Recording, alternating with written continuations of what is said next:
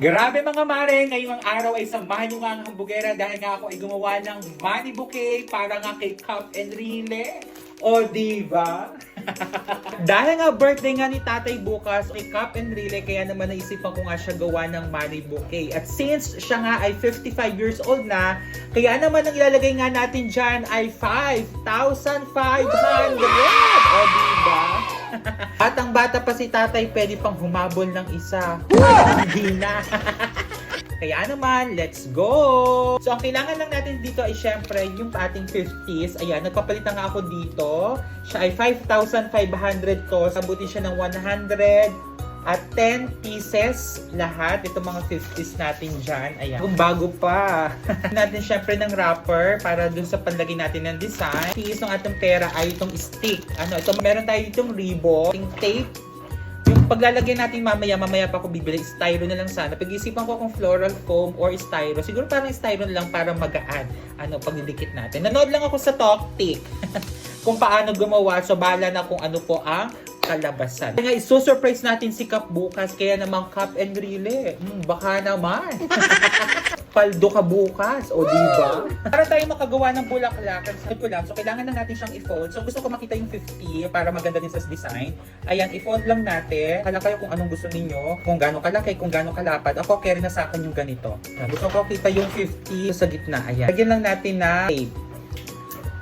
Okay na yan. Lalagyan lang natin ng stick. Yung iba nakikita ko dun sa gitna nilalagay. Ako dito na lang sa likod. Ako mas nabibilisan. Natin ng tape. Diba? Paldo nga si Enrile bukas, hiyanan natin siya ay mahirap ng mga tape.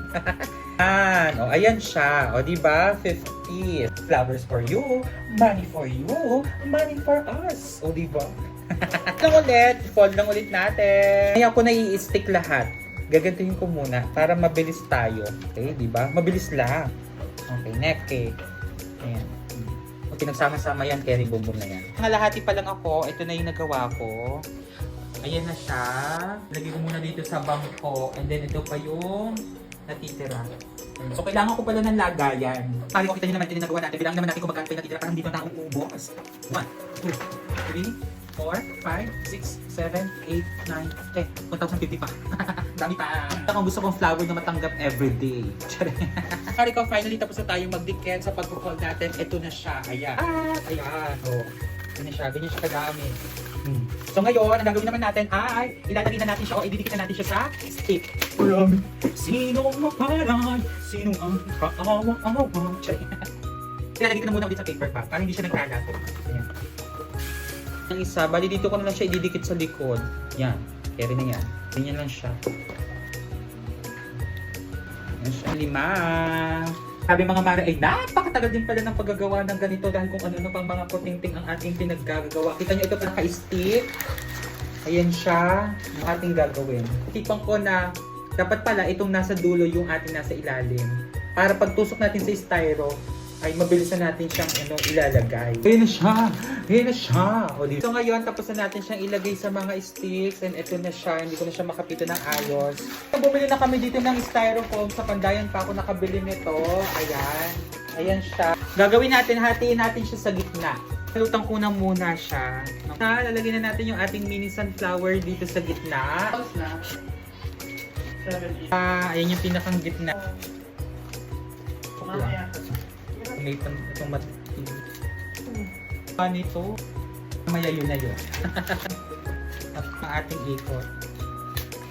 Sabi mga mare, and finally tapos na natin siyang itusok. Wala pa tong cover at eto na siya. O diba?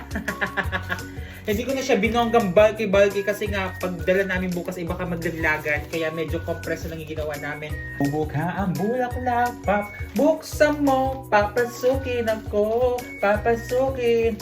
Bulaklak para sa'yo. Lalagyan na natin siya dito ng cover. Ito yung ating mga wrapper. Ito yung mga kulay na pili ko. Ito yung isang design. Dalawa yan. Ito naman, dark. Tsaka ito isa ay medyo light. Wrapper, ginapit ko lang sa 4. Tapos finol ko lang ng ganito siya. Then, ilalagay natin siya dito. Ayan. So mamaya ko sa inyo ipapakita ko ano yung naging itsura niya. Ayan siya. Oh, ayan na siya. Naku, Diyos ko po, haggard na. Grabe mga mare. And finally, tapos na nga natin gawin ang money bouquet nga ni Cap and Rile. O diba? Ito na nga siya. In 3, 2, 1. Charan! O diba? Sa mo, papasukin ako. Papasukin.